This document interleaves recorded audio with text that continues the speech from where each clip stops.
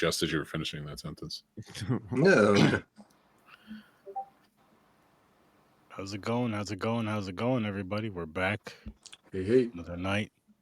Horror Research 30. Tonight we were discussing the film Butterfly Kisses, which I'm not gonna lie to you, I had a good time with it. I watched it last night. And yeah, so we're gonna dive in, have some random conversations, and then talk this movie. You know how we do. But how's it going, gentlemen? Greeting.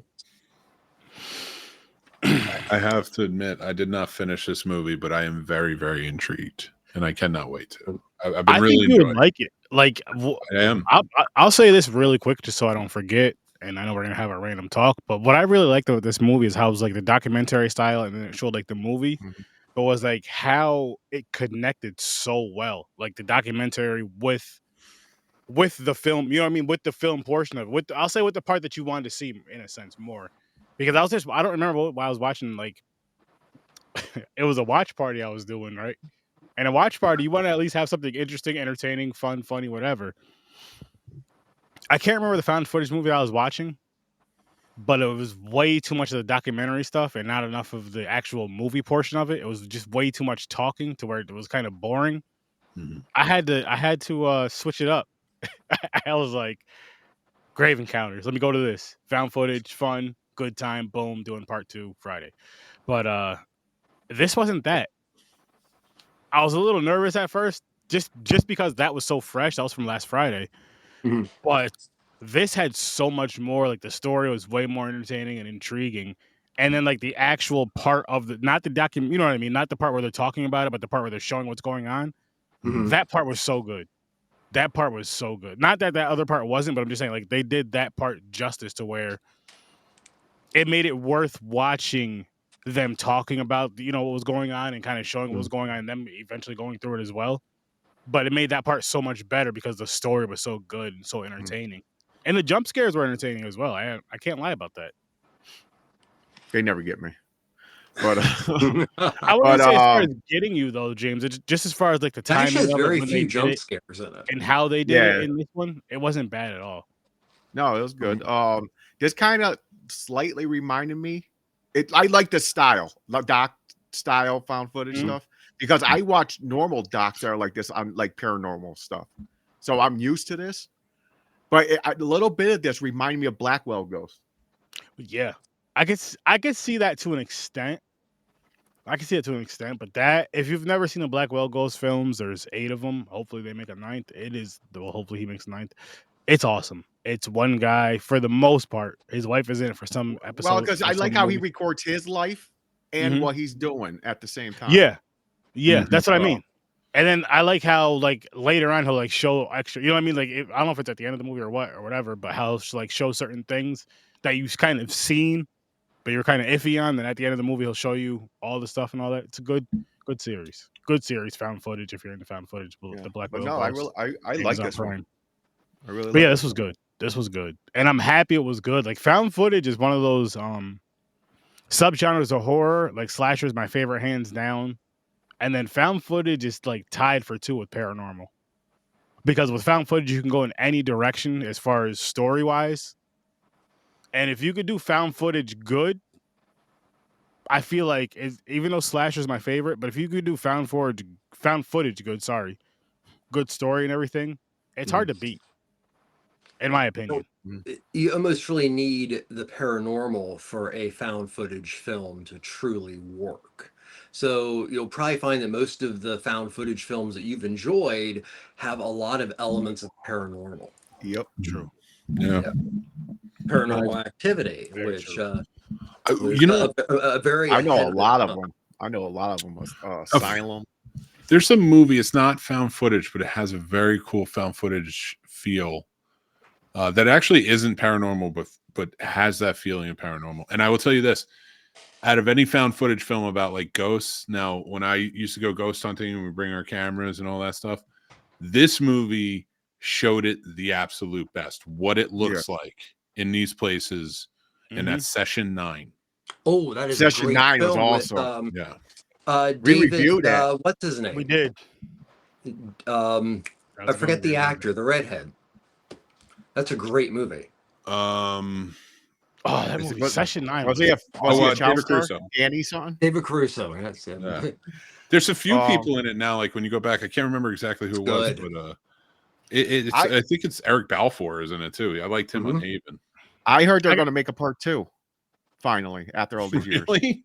I don't know. That's if what they I've need seen. I don't know if it's real. You know, sometimes people put this fake shit online. This Dude. was A lot good. of clickbait. A lot I'm of gonna have clickbait. to, Yeah, a lot of clickbait. Yeah. But Session 9 was surprising. I didn't expect this to be good. That movie. Oh, Session 9 is a phenomenal film. Yeah. I liked it a lot. Yeah. Yeah, I'm gonna have to Yeah, watch we that reviewed soon. it. Oh, I forgot. I was gonna say something about your friend. What? Oh, was he also an actor in this movie, or did he just? Okay, so I'll give you a little bit of lead up to how this movie happened. So, when I grew up in the Columbia, Maryland area, I ended up getting to know this gentleman, Eric Christopher Myers, and we started shooting these really, really bad shot on home video camera and edited on VHS players mafia films. And we became really quick friends. And when I moved back up here, he eventually went to film school. And he just really worked his tail off until he and his former spouse, Laura, a lovely, lovely human being, funded Roulette, which was his first film, which I can't fathom watching because it's literally about 4 people who are at the bottom of something they've done in their lives, that they are all sitting around playing Russian roulette. Oh, jeez. Eric did take his own life, and it's something that we will never understand. This film came to be as, from what I understand, Eric was shopping one of his many scripts, and to this day there is a script that I worked on slightly with him, a close friend Amando Valle, called Smilers, that was the best horror script I had read at that time. So I knew he was working on that, but he always had like 5 or 6 scripts. He somehow, I think possibly it could even be connected to his obsession with Star Wars, started communicating back and forth with Eduardo Sanchez, aka Mr. Blair Witch Project. They became pretty fast friends, and from what I understand from the bits I've picked up and some things that Eric told me, was that Sanchez was like, okay, you have potential. I like what you're doing here, but let's talk about what can make money and what can potentially show me that you're really genuinely creative. And that was, I'll help back a found footage film. I know it's like, people like to say that it was a week, but I don't think it was a week, but it could have been a week that the script was written and submitted, and basically the ball started rolling. So is in this film, Eduardo Sanchez shows up. He backed this film. It's very important. So to me, why is this movie special? Number one, it was the final film that one of my best friends in life got a chance to make. It's not the typical found footage film in the idea of footage is found. We do not know anything about this footage, but it is going to be pieced together and shown to us in a way that leads to a climax, and there's all kind of other goodies. But this film is more about Gavin. Gavin is a failed filmmaker. Gavin definitely has massive insecurity issues, to the point in which he can almost be ravenous. And the film takes the box of footage that he finds And it follows him as he's hired a documentary crew to film him going on an escapade to become the next big thing with this found footage box, which just happened to be in his wife's parents' house. And a lot of the film is about greed too, and it's about, you know, like Cannibal Holocaust at its time asked very much the question, what is too much to show? This film, especially in toward the end of the film, really starts to question, as Gavin is questioned by Eric, who is making the documentary about Gavin trying to get this found footage film to be the next big thing. Yeah, it's there are so many viewpoints. And then when you get to the end of the film in which something does happen to Gavin, it then becomes another found footage film. And it also shows how the greed of being, so Eric asked Gavin, well, why did you choose to remove these elements from the film? And those elements are ones in which Sophia and Feldman, the film students who are in the mystery box of tapes, ended up, their previous documentary won awards, and what they ended up doing is for one of 5 of the segments, they hired an actress, and they still accepted the award as best documentary.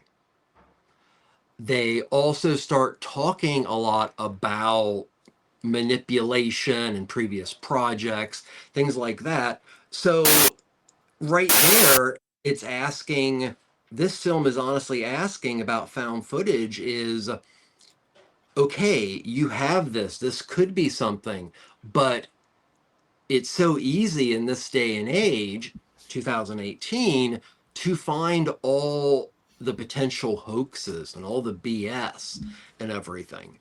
And it's a lot about Gavin's downfall. But it is, at the end of the film, kind of Eric's downfall. So it's this wonderful kind of postmodern, just like donut whirls of different perspectives of what is found footage. I I watched it with my partner last night, and it was the first time I can honestly say that I watched it and I did feel in certain ways it was a bit autobiographical. So I feel I brought that to the table as a person who was close to him and also knew some stuff. But no, I will say that I would give this a solid 8. Ooh. I know I'm jumping ahead, but considering what I knew and what I knew was the possibility of Eric Christopher Myers going on and doing bigger and better things, yeah, I mean, with what he was given, I thought it was an amazing feat.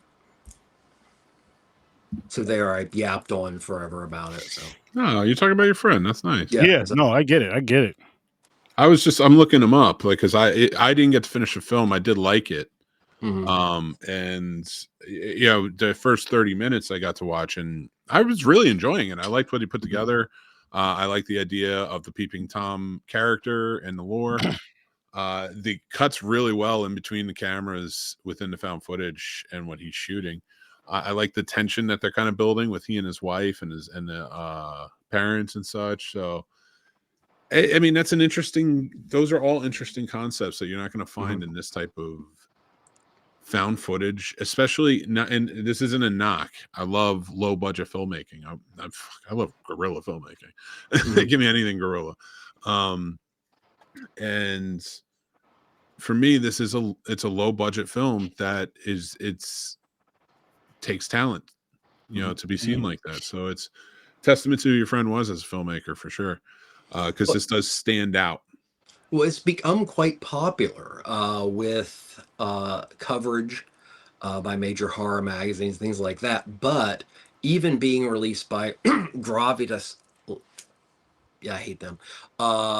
It has actually been, it streams immense numbers. It is a very, it's actually kind of, it's veering around that canon of like, oh, these are special found footage films. Yeah. I think I want to try and do this for Sunday Scares on Blue Sky. We have a hashtag every Sunday we go and watch horror movies. I might host this one because, you know, and then watch it then. Finish it off, I should say. But yeah, I did. I really like this. This is different type of found footage. And I've only seen a half hour of it, so I'm excited to see more. Yeah, It's I was also gonna.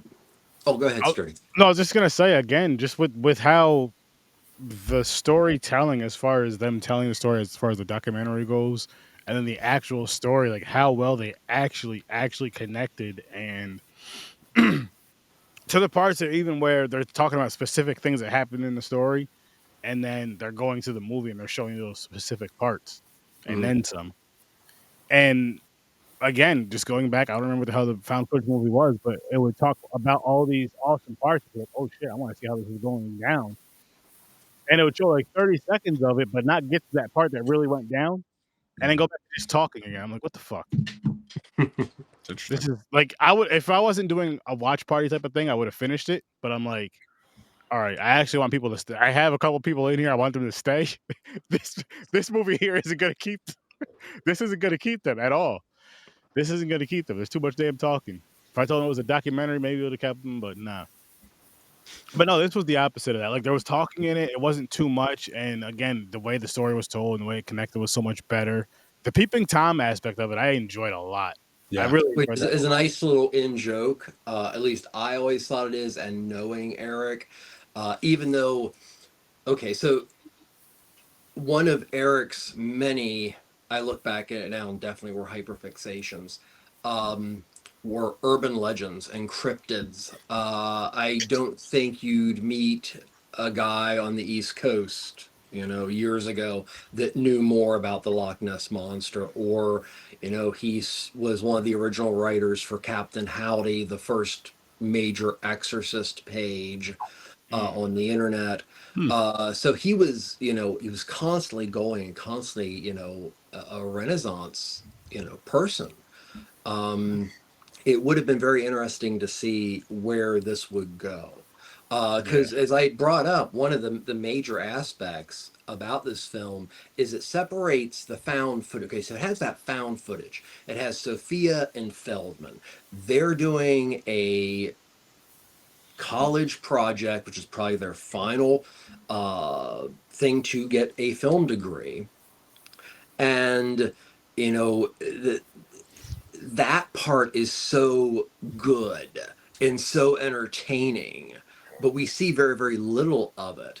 But one of the things I loved was how, okay, so Peeping Tom in itself, when I said it's a reference, when you talk about found footage films or any kind of film that uses visual technology, you have to go back to Peeping Tom, 1960.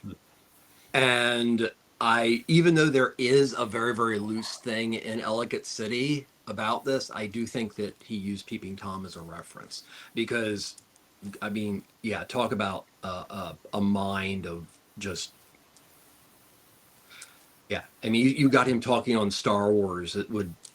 You may as well just clear the room. So.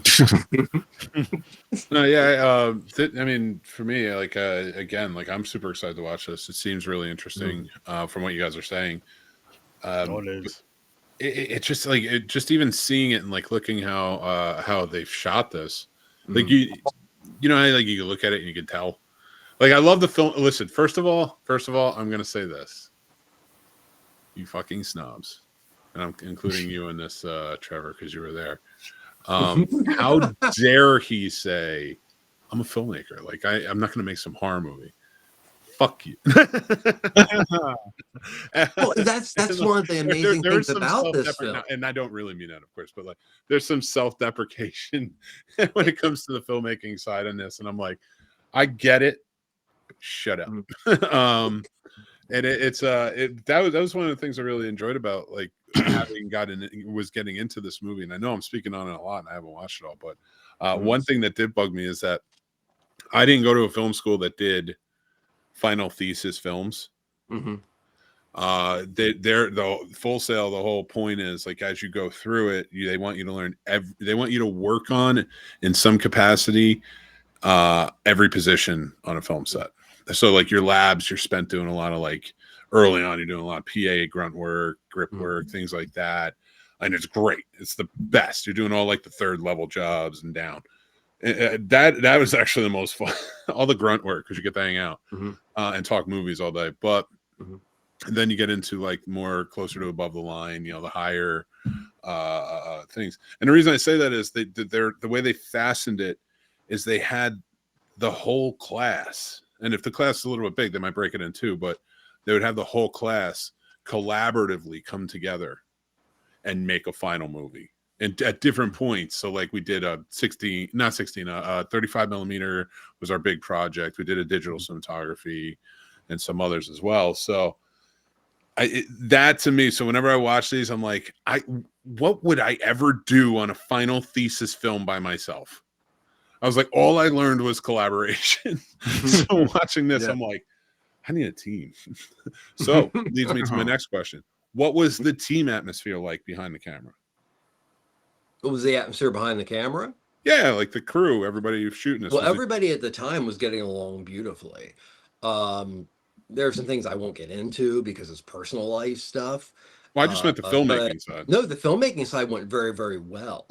It went very quickly. Unlike Roulette, there wasn't the massive budget issues, but I do know that people did help with the budget. As you know, sometimes you do. And as I said, there are elements of this movie that touch a little close to home. When you know about them, stuff like that. But it's also interesting in the fact that, you know, when I mentioned about the elements of it just, you know, it's been said so many times, but, you know, within a found footage film, you know, that the concept of documentary as reality is inherently bullshit.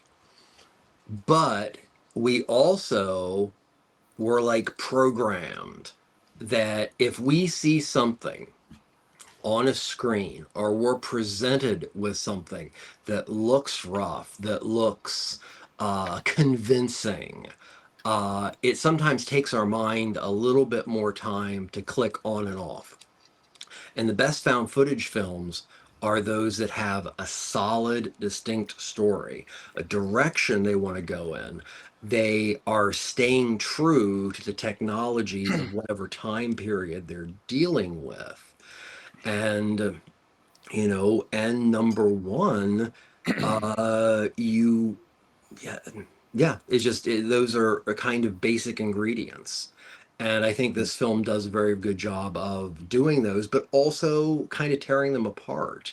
You know, the idea of, you know, okay, well, yeah, we'll just not put this, like, I mean, Gavin is surely a asshole because everybody is shitting on him. And he is definitely a snake oil salesman.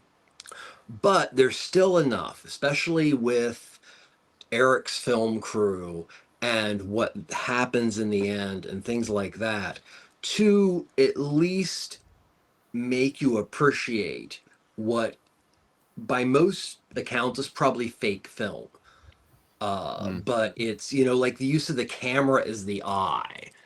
So it's like, you know, oh, well, let's just set up the camera as we look down the train track for Peeping Tom. You have to keep your eyes open straight for an hour, say as I do with Feldman's camera. And, well, it takes it as a eye. And by doing so, brings it to an extent into the physical world. Mm-hmm. So, of course, you know, the lens is, you know, always going to be a allegory for the human eye.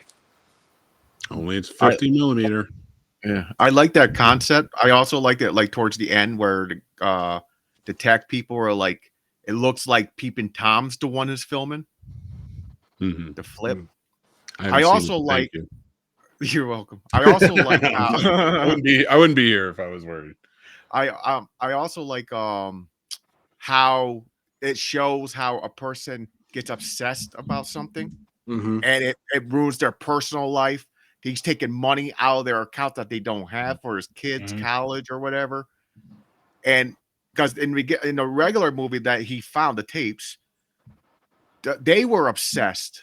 The college students for the project. They got, you see, they started getting too attached to it. I understand it was a school project, but they were sucked in bad. Yeah. And, and he just did the same thing. He wanted this to sell this movie so badly, but is that part of the curse of the Peeping Tom? Is like you get obsessed or get sucked into it?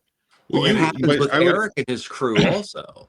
Yeah, right at the end. You're right. So he like passes right at the on. end, but when Gavin literally on camera looks at Eric and goes, okay, we're at a point where we're, I need a favor. And they're like, no, that like goes against everything that this is about. No, just here, there. So does that mean that we are the Peeping Tom? The filmmaker's ethics are swayed, it then eventually leads to him at the end wanting to manipulate even further. It does. It's not like we're the Peeping Tom. It's the guy found a glitch where if you look into the picture of where you see the Peeping Tom guy, the creature, if you look in his eyeball, it looks like he's watching you on camera. Yeah, so I mean, it's I like haven't gotten there. I was only looking at it from the perspective of like, technically, we're the ones peeping on him. Yeah, so there's like, a lot of perspective going on in this film, more than you would take for like the average found footage film. Yeah, it's definitely one I wanted to definitely watch again because there's a lot to it. There's a lot to it as far as I think more of like what certain things mean in a weird sense, like what certain things mean with the Peeping Tom and all that, and just with like a one-time watch it. The urban legend of them. I feel maybe I feel like I may have overlooked that or just didn't catch it.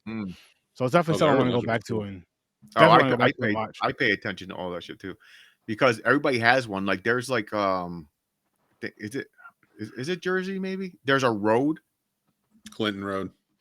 Yeah, that they said if you go on there, like I don't know if it's a certain time or whatever night, there's something supposed to pop up. I did Weird New Jersey. I did all that shit. That was what we did. We went everywhere. We went in every abandoned mental hospital that we could. We went in every abandoned school building, the whole nine. I still want to all know the ghosts, huh?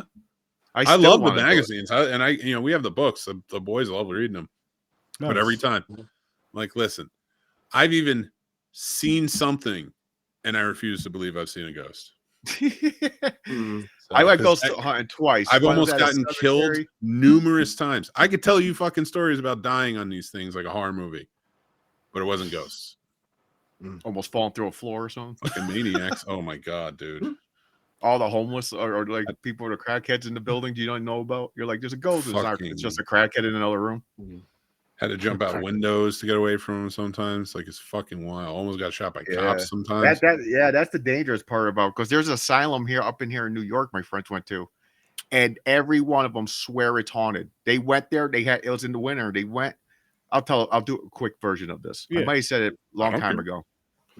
So my friends heard about this abandoned asylum / hospital type building, and they heard rumors by rumors. Everybody, they're like, yo, it's haunted. So they wanted to do it. I was supposed to go, but I ended up not going at the last second. He was scared. It wasn't scared. I didn't have, I totally forgot about it, and I wasn't prepared for it. But they had to go now because you got to sneak in through the fence. There's a hole in the fence. Well, they're in the snow, so they park their cars. They get out. They walk to the building. They go in. While they're going in, there's a candle lit up on the second floor. So they're like, fuck. In an abandoned building? Exactly. That's a terrible idea to go in then. There's people here. So they're like, what the fuck? So they're yelling like, hey, who's up here? They went up there. There was no candle. It was gone. No one was there. Then they are trying to find. They found the basement that had a chair where they probably did like the shock treatments and shit. They are hearing noises. They are seeing shit. But the crazy part is, a cop showed up, a security guard of the grounds. You guys got to get out of here. Blah blah blah. So they got caught basically. But when they're going out, there was footprints everywhere. Like there was like a million. Like there was like 100 people there. It was only their footprints to the doors when they first got there. It was fresh snow. So they were freaked out about that. Did they separate ever? Did any one of them separate? No, they were too afraid. How do you know? So no one left the building running, screaming, or nothing. They're all holding on to each other. My brother's uncle used to tell a story to a kid I knew about Peeping Tom. Yeah. Wait, this is a real thing? Oh, my thing? No, It's a it was real just thing. yeah. Is that part of that's part of one of the things that's wonderful about the mystique of the found footage film is you're getting people talking about it that it literally is. There's nobody that's willing to say, well, yes, I know. Yeah. It's like, yes, I know Peeping Tom exists. And, it's like, no. But the craziest part about this story is that security guard, they're right behind him, guiding him out. They got to their cars. They turned around. He was gone. There was no cop car, no other cars. So they freaked the shit out. They got in the car and down the fucking snowy road and took off. Dude, I love you. What experimental The first disproving this first. Oh, I'm like, I don't believe it either, but that's no. But like that is just in me because like you were there, so like right there, anything could have happened and been told to you, right? Mm-hmm. Yep. So firsthand accounts are always the important one. That's usually what's going to get asked first. Is like, were you there? Mm-hmm. No. Okay. We're good. Yeah. Like that. Like, I love the story. Do not get me wrong. I'm glad you told it because it's still a spooky, fun story. And we should never tell it differently. Always print the legend on these fucking things. Mm-hmm. Now But that's the beginning of an urban legend. I may start telling that story, but just to add the fact that I was there. Did I ever tell you guys the story? My ghost story? Well, I was real quick. I was mad because I was the one supposed to go because I had the tape recorder. Fucking, they didn't go. They didn't videotape nothing. This was before everybody had cell phones, by the way. We were younger. See, and I know me and you were talking about doing that, James. What is that? Oh, this is a JVC from 2006. It was a hybrid optical zoom mini. Yeah, I wish I had that. We're also poor. We didn't have jobs. Well, I bring this up because of the time period. Like this, if that story was going to be circa 2006, make sure you film it with this. Listen, please stop reminding my father of all the things he should have had instead of having me. You hear that, Shaq? You hear that, James and Shaq? Yeah. I'll make sure I'll talk to your other father tonight when we're in bed. Well, wow. How does that make you feel? I have a ghost story if anybody wants to hear it, and I don't know why I'm telling you. I still don't even but no, what I want to say though, really quick, was that haunt thing that you did for Cast for a Cause, you and Casey a couple years ago. Yeah, I did do that one too. That looked fun. That looked fun as hell. It was fun. It was, and I appreciate you guys hosting that. That was a lot of fun. You and Jason from 3 Geeks. I want to do something like that again, by the way. I want to plan for something like that again. It's been such a crazy time. Actually, I may plan for something like that with CFF. I'm so sad you're not going now because I just found out they're teaming up with a ghost hunter and they're going to be doing tours. Oh, and I found out the full guest list. So, it's going to be wild. I want to do those tours, but part of me feels like those really popular ones, like everybody goes to, and they go, if you be quiet, you'll hear something. Part of me feels like just for a money grab, they rig speakers in the ceiling or something. And it's also they let your mind play tricks on you. Like, it's so easy to get into that vibe. Showmanship. Yeah, and you go for that. And charisma and being charismatic to make somebody start to think about, well, this person sounds like they know what they're talking about. Yeah. I wonder if it's real. And That's why I want my that own group ties of it back shows. to the best of found footage. Well, The best I of gotta tell found you this, footage is like well, it might be real. James. If you Yep. really, really, really, really want to go on a ghost hunt, I was telling Henry this. As a matter of fact, when we were playing the game we were playing the other night, because he was like, "Yo, you should." He was like, "Yo, STURD, you should go on a ghost hunt." I was like, "Fuck that!" I was like, "If I go on one, you better go with me." He was like, "Bet." Next time I'm out here. Anyway, long story short, or whatever. I know some people that legit do that. That like have all the equipment. They legitimately do like ghost hunting and shit. So if you really want to go, Mhm. I could probably set something up with them. You got more white friends? Oh, I got a lot of white friends. Oh, okay. Because they're lot. not black, right? They're white. Am I right on that? Oh no! If they were black, James, I'm telling you right. Exactly. They want me. No. I'm gonna tell you like this: if they were black, I would have told you this the day I found out, and we would have been doing content with them from here on out. Oh man. Listen, can I say this? All right, I do hate reality TV. I've talked about that quite a bit. Yeah, we talked about that. Yeah. But I I love will it. watch ghost shows. I cannot stand Zachary Douchebaggins. Yeah, That is all bullshit. I was in I'm still most obsessed of the with that places show, in the though. beginning he was at. And like he was even doing like a Halloween special in one of the mental hospitals I was in. I was like, no, this is some bullshit. This place isn't haunted. I was there plenty of times. And like and he's like, well, we see orbs and shit. Like, whatever. It's bullshit. And he always gets possessed. There's this bullshit. It all is.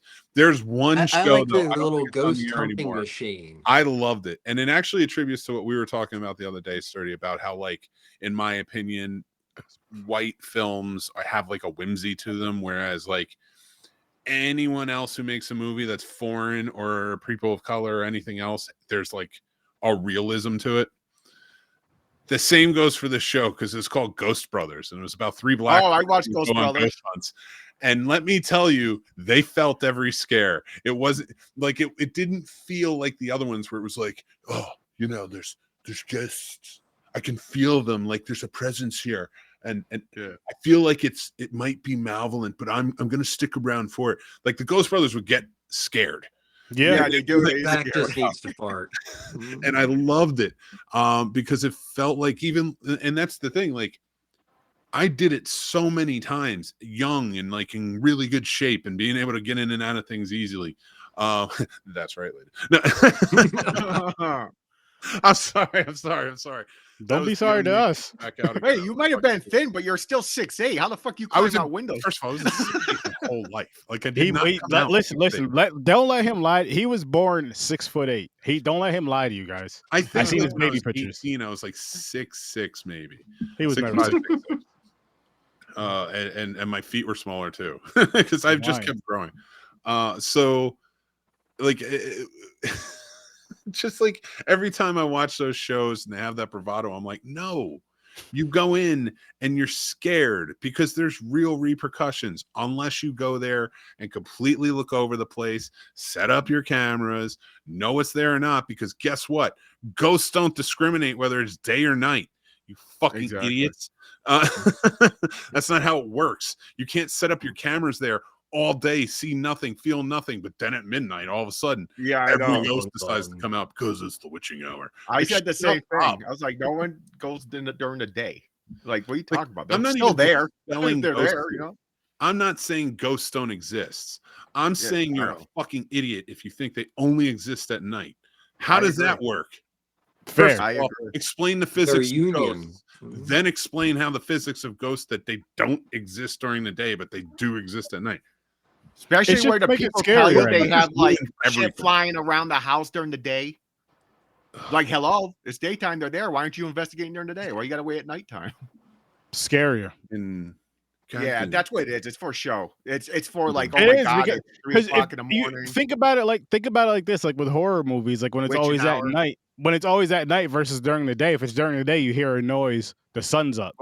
At night, there's people. Yeah, at some point, the pretty boys, the hosts that are going out and setting up all the cameras. No, they have a crew to go in and do that. And then they go, so the crew can set up the cameras all day long. Get them all working, test them all day, see nothing. Mhm. Here, nothing. Because if they did, you would be on saying, hey, our crew was setting up cameras earlier and this happened or this happened, and we just wanted to tell you about it. We're going to look into it. They never do. So fucking A. Stupid. Was that your story you're going to tell us, or did you have? No, but that was my rant. You always get me on there. I'll save it for the script. No. My story isn't. No. I'm saying what you were diving into or you were getting into. Save that for something. No, don't worry. I got plenty. But I want to show you guys that this game I've been playing a lot, and I've been a little jumpy and yelling and shit. I mean, I play it high, but listen, I'm pissed off. They don't have it for Xbox One. It's for the fucking newer ones. I want this game. This game right here in and watch it and get scared with you is awesome. You ghost hunt. It's not on Switch. Cool. It's for the PS5, whatever the newest Switch. Xbox is, and it's on PC, like stream. It is such a fun game, and you got the gear and everything. You walk around like the meter goes crazy. Yep. It goes. Listen, it gets crazy. It gets crazy because there's a part. So like, the only way you can get in and out of the house that you're in is through the front door, and there's a part where that shit gets locked and you can't get outside. And I do everything. I panic. Aaron's afraid in the attic. He runs like he's there. He's like, I'm out of here. I can be upstairs, downstairs, wherever I'm at. I panic. Oh, I want to go to Clown Motel too. You don't want to go ghost hunting at the Clown Motel in Nevada. Never go ghost hunting in a place where they invite you to go ghost hunting. No, I know that's the downside. That's what I was getting Circus? at. Yeah. I don't know. It can Well, get- answer Granddad. I mean, I was at Circus, and it's pretty damn frightening. Well, I mean, it could still be scary. I don't know. It's Circus or the Clown Motel. There is a Clown Motel casino. It's not going to happen because, like, I'm not saying this, like, maybe like lower budget shows or things like that don't do it because they're usually their own crew, and I get that. And then there's still a lot of fluff to it, where every sound or everything, and sometimes they cause their own. It's like the flashlight trick where it comes on and off. I don't have my flashlight on with me, but I could show you how to do that. It's very simple. I know how to do it. It's when it's loose.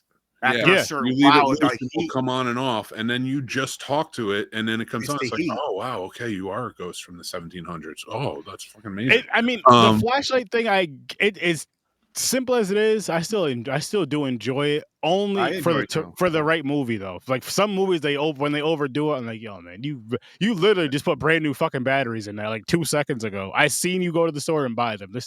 No. The problem with the ghost apps, so they got these apps now that it's like so the ghosts have adapted to apps. Yeah, exactly. It's so like they find the words ghosts. in the database. Someone created this ghost app.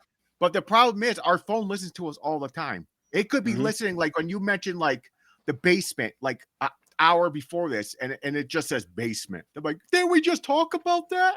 Yeah, oh my God. That's what bothers me about that shit. I want old school, just go, you tape recorder, your own camera, what you see, with a small crew, whoever wants to go, and go there and chill. They always they hear something, they go, what's that noise? And they leave the room. Why are you leaving the room that has the noise? Stay there. Because I'm scared, James. Because I'm scared. Oh no, Grandizer. To answer your question, no. And I'm talking more the shows that have like a backing, like a distribution on a channel. They're backed by a company, a production company and such. Ghost Hunters, Ghost Adventures. Ghosts. I can't remember. Watcher. They're the guys from. Yeah. Well, no. Are they Ghost Watchers? Are Is they that what they're called people? now? They were on BuzzFeed Supernatural for a while, and then they started their own thing. That's the best ghost hunting show because it's real. Like the one guy desperately wants it to be real, and he's investigating all the same little things because he's an enthusiast. And then the other guy is a hardcore skeptic. Funny as hell. They're both funny as hell. The other guy, Shane, is a hardcore skeptic, and he can be put right in. He can be put right in a room like where most people, it's like, hey, this is where the most people have been said to die in this prison or whatever. It's all the way down this basement that's 3 miles down or whatever. And he's just like, okay. And like, he's fine because he's like, I don't believe in this. And it's a true representation of a true skeptic. Now, I'm not saying everybody has to be a true skeptic, but you don't see that on ghost shows. Like true skeptics that are like, yeah, I'll do it, no problem. This doesn't bother me because I know we're safe. This is a set.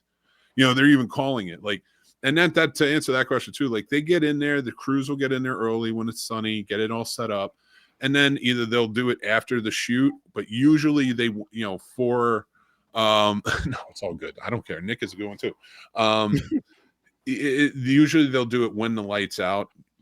Probably mostly like if I was a UPM on that, you're going to do it when the lights are on, and so that way you can get all that equipment that is very expensive, but you safely get it. You don't want anybody darkness, stuff like that, setting up and tearing down after like many hours at night. Yeah. I see what you're saying. I don't just watch all the production ones like on Travel Channel, all that shit. I watch YouTubers. Well, the YouTuber ones are fun because they are fun. That's why. I like realism to it. I love Project Fair. They used to be Destination Fair on Travel. They it's all cool, Grandizer.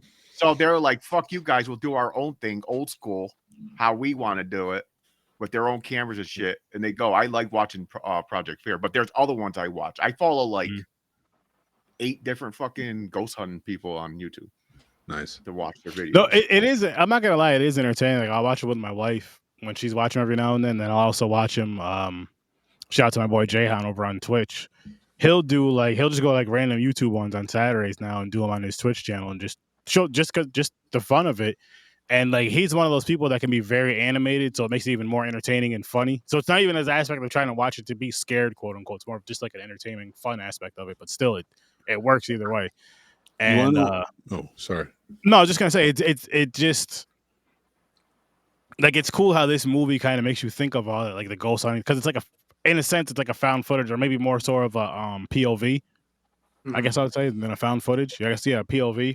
Well, POV was basically found footage. That style is like the groundwork for I think once the camera became an idea, like because it's always going to be POV if it's the eye, like you look at Friday the 13th or other voyeuristic movies like that. But like when it comes to found footage, when the idea of the handheld camera came in, found footage just blew up. It was going to become a thing. Cannibal Holocaust being a famous early one, and others. But does Sinister count as found footage? No, it's not a found footage film. It's almost it's kind of like this one.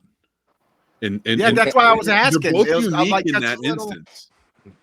Well, I think it's a found Cannibal Holocaust is a found footage film that no matter how much you want to say bad about it. No. We did this before. We know you love it. We're talking about Sinister now. Cannibal Holocaust is a nightmare fuel. Don't watch it. I'll say watch it. Cannibal Holocaust. I'll say watch at your own risk. It's a crazy. Sinister is very wild good. I did see Sinister. I thought it was. I love that. No, but with Butterfly Kisses, I would say Sinister and Butterfly Kisses are in this rare, not really a subgenre, but like league of their own. That these two are very similar in what they're trying to achieve. One documentary style, the other just horror movie, but with Ethan Hawke. But like this one, like I like that documentary style. I feel like it gave it a little more realistic than Sinister. But I do like that. That's a pattern. That's 2 right there. I wouldn't mind seeing more like this. Well, that's one of the things about found footage. Like found footage, I don't want to come off like I don't care for it. I think it's one of the cooler genres because it's continually going to grow. And you can get more transgressive with it, more experimental. But the thing is, you have to stay on the cusp of technology, and you have to be able to present a story in which to get an effect like the Blair Witch film, you have to basically make sure that there is at least somewhat of an explanation that can't be backtracked to manipulation of older material.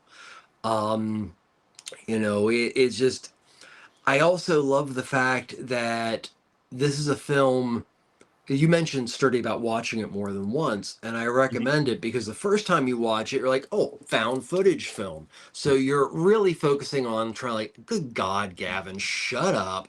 I want to figure out what this is. This is looking really, really cool. Why are you, and then you watch it again, and then you understand, no, this is the Gavin show. Mm-hmm. That he is your pivotal character.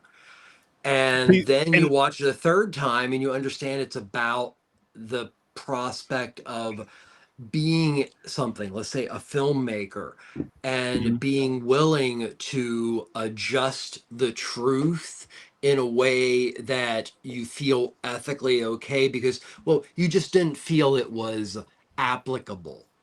So that's one of the cool things about this film, and I love that Eric got a chance to make a found footage film because it's one of those films that there's so many different perspectives you can take from it. yeah, And you can watch it not as a found footage film, but as a film that is a comment on the ethics of what you do and don't show in something you present is real. Because once it's filmed through the camera, it is a perspective. Yeah. Mm. Great. really quick. Let's dive into our ratings for this film. I know you gave it an 8, Trevor. James, what about yourself? How I'm about also you? giving it an 8. I really enjoyed this movie. How about you, Mick? Well, I haven't finished it, so I don't want to give it a full sorry. rating yet. I'm with you too. I'm gonna give it an 8 as well. Like again, I had a great time with this movie. I just feel like everything just connected very, very, very well. The Peeping Tom aspect was awesome. And It like had I said, another Little name too, Gunther, didn't it? Was it something else too? Peeping Tom or Babadook. no, I thought they I like mentioned Peeping something. Tom's look more though, personally. Blinker, Yeah. blink. I don't know, something like that. I think they said Yeah, something about Blink Blinker Man. because there was the whole Blink Man. non-blinking thing. Yeah, I don't know. I could be wrong. Maybe I just took it as another name for him. And then really quick, next Thursday we'll be watching, or sorry, not watching. We'll be reviewing the movie Ghost Watch. Such Right an over here, amazing 8 o'clock film. Eastern time. Again, it'll Talk be a about first time watch for me. groundbreaking work. It's so Groundbreaking fun. It's just a fun. I don't know if I've seen that. It's I not know really I haven't. found footage because it's actually more. I would align that more with what Late Night for the Devil was, but it was it was a different type of narrative. I would call that found footage, though, in a sense. Well, this isn't, but true, it is I'd say it's a found footage film, but like it's being acted out. This is of course being acted out too, but you think it's a news program the whole time. Like when they presented this, they were watching it as if this news channel was going into this haunted house and then seeing all this crazy shit. And it was why. So it was it was essentially, I realize that I'm aggrandizing it a bit, but it was essentially Orson Welles with War of the Worlds, Exactly. when he did the radio teleplay and scared the shit out of New Jersey in 1938. This is a very transgressive piece of material that is truly wonderful. And also, just to give you a heads up, and I'm sure, Mick, you definitely know about this, this is a very special film and where, it was actually played on air in the fact that it is quite damning of Thatcherism at that time. It's a very political film. Everybody hated Very that. political about media and media's how it's affected by Thatcher and that time period, and you're kind of dealing with like still the remnants of like video nasties and yeah, it's a really great film. Yeah. Can't wait. Yeah, and you'll get Thatcher jokes in James Bond as well.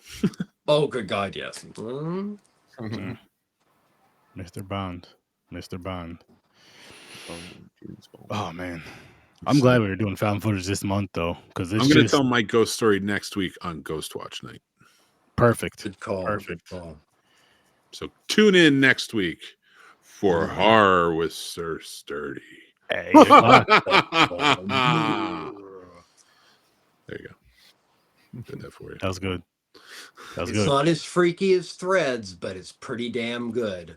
Brits know how to fuck with the mind. Oh, I thought he was gonna say Brits know how to fuck it. I thought you were just gonna stop at There's that. a little bit Oh, of yeah, a not really, stop there, so I did. That kind of came off. I'm just digging myself a hole at this point. Hey, listen, I'm sure they know how to fuck. They're still how did around. two Brits fuck with their socks on? Wait, I don't get it.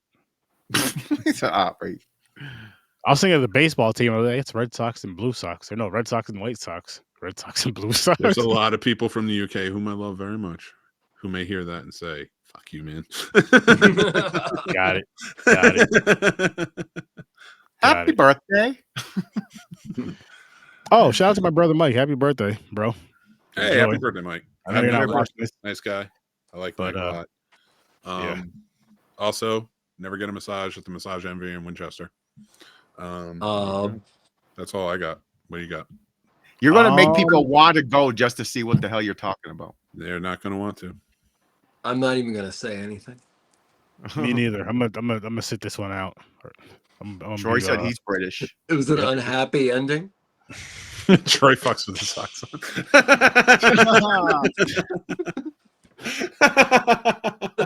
Hey man, sometimes your feet are cold. I'm excited.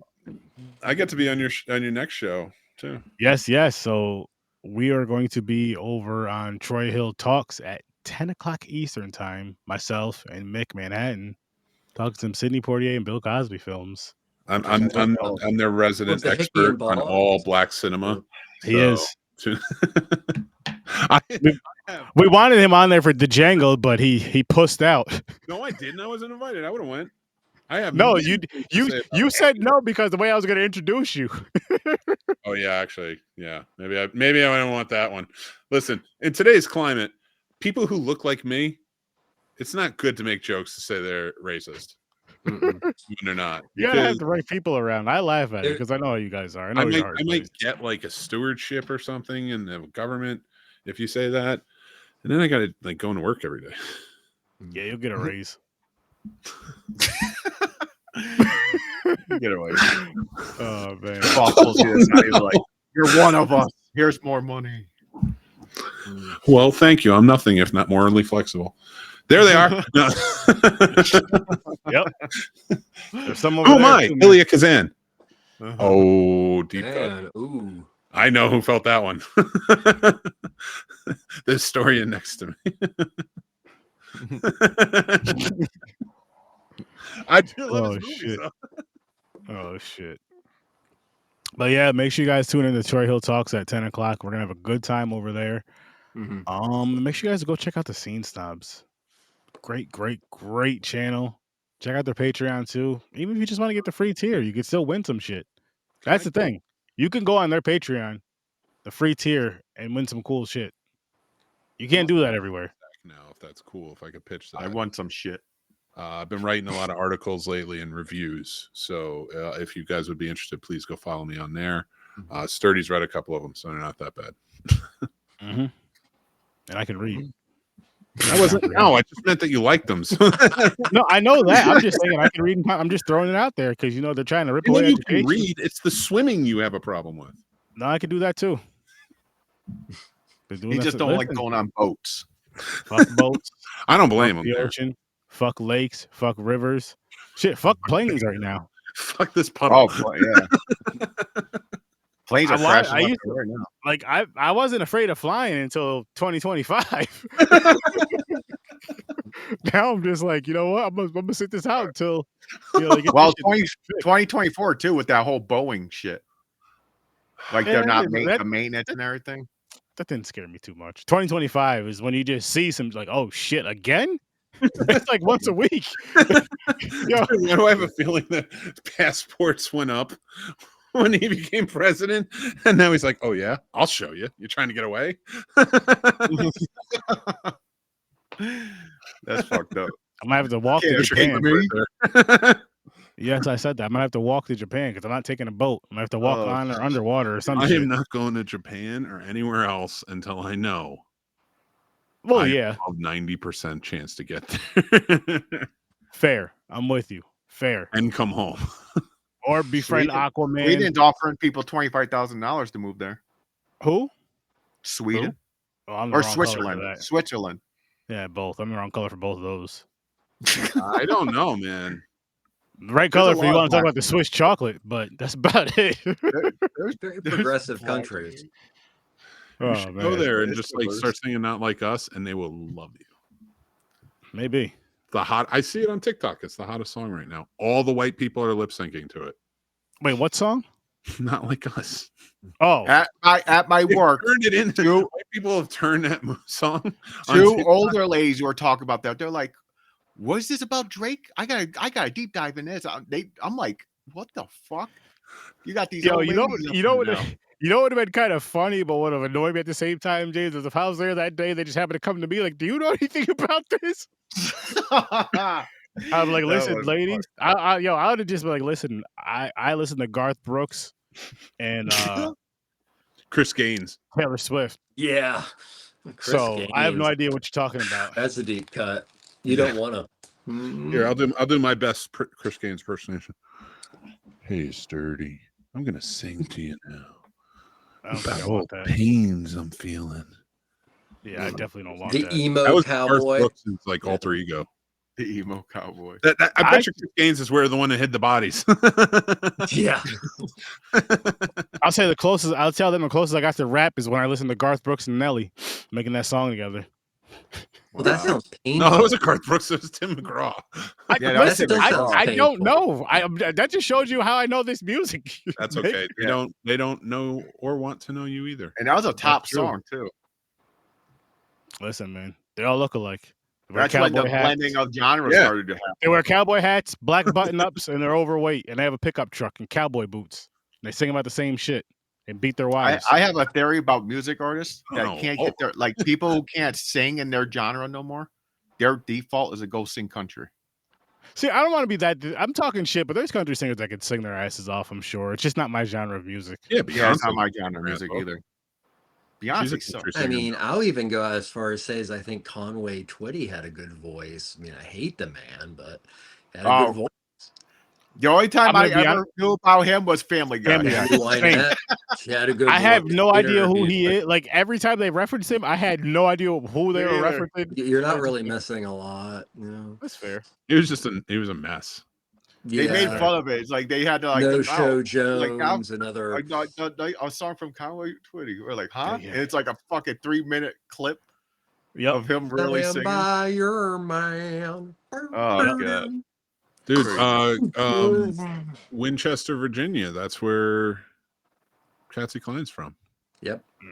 Crazy. My mom. Do you know likes Patsy. Jerry Springer Crazy. recorded a country album? What? Jerry Springer recorded a country album. Yep. What the I think I'm fuck? done And with this show. also, at least one, I think one That's how might it have been a started. blues album, one was a country album. Steven Seagal also did that. Oh my Okay, god. Steven Seagal is just a crazy person. He's just out Steven there. Seagal. You don't know that. like- You don't know him personally. He might be completely sound and sane. It's like He's a not. greasy skid mark. I mean, You what? ever seen his What's clips crazy with about him? He wants ever to seen- go work and hang out in Russia. So does our president. Yeah. No, you ever see the martial art videos where the people come up and he's barely moving and they come flying across the room? They're like he's blocking everything. No one's even doing anything. He's slow They're as shit. so- Yeah. Oh, it's so corny. I don't believe in his Makes me fighting at laugh all. though. I don't believe in that bullshit. Oh, What I do shit. believe in is the Scene Snobs. You guys should go check them out. Ambassador Media, you should check that out. Popcorn and Pints and Horror Research Theory, you check that out. Popcorn Pints, it's Bond and also Roast on Aaron because he made us watch the English Patient. Oh, That's going to be Patreon. on our Patreon though, so you That's guys got to okay. sign That's up for our Patreon. Patreon. That's you Patreon. wanna You That's should right. cut clips for that though and put it up on YouTube. I'll see what I can do. We'll find funny stuff and we'll do it. Okay. In the lab or something. But yeah, we were doing Diamonds Are Forever and Live and Let Die, which I've been waiting Yes. weeks to get to. He has been. It drives me He has crazy. been. Nice. But And I'm make like sure you guys so go far check. ahead. I just finished The World Is Not Enough.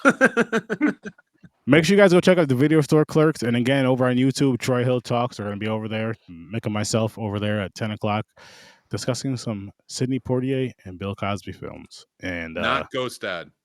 No. not Ghost Dad. I'll ask you which Poitiers you're going to talk about because there's some Uptown Saturday real good- Night. Let's Do It Nice. Again. And A Piece of Nice. the Action. Very nice. Are you going to Great. eat some pudding pops? No. I I'd don't rather have any. Listen, Uh-oh. There's a point where I wanted Bill Cosby and my dad, but I side with the Sidney Poitier side more. And there's so many insanely amazing actors in this movie, in all of these movies that show up. You have Harry Belafonte shows up, James Earl Jones shows up. Like I'm not doing. JJ Walker's in it. Paul Mooney is in one. Yo, of them. JJ Curtis Mayfield did the I can't wait to get to that music for Let's Do It Again, which is arguably my favorite. And we'll be talking about all this and more over there. Okay. But So still, make sure you guys there's tune so many. Yeah, I haven't even talked about the women in those movies. John Amos. Oh, John Yes, Amos yes. is amazing. John Amos and Jimmy Walker together, father and son, from Good Times. Good times. But Listen, they if you never guys want shared some good times, come on over with us. Calvin Lockhart. Yep, he played Biggie Smalls in Let's Do It Again, Biggie, which Smalls. was, of course, I think we all know where that went. Yes, we do. There's so many amazing actors in these movies. Sidney Poitier, and a beautiful part. We were talking about. Oh no, I'm going to save it for Troy's show. You shut up. Yes, so tune in to Troy Hill Talks to hear more. Yes, definitely. Especially with them hands at some point. But you guys will see. I know. You guys will hear. Right. Unbelievable. You know what else is unbelievable? I don't know. But we're going to wrap this one up. Again, check out the Scene Stop. Check out Ambassador Media. Check out Popcorn and Pints. Check out Troy Hill Talks. Check out Video Store Clerks. And, of course, check out Horror Research 30 every Thursday at 8 o'clock Eastern Time. I'll see you in your next. Thank you for the questions, Brian. Yes, thank you for the questions. Thank you for the comments. Thank you for tuning in. Greatly, greatly appreciate it. Thanks for everybody who jumped in. Peace.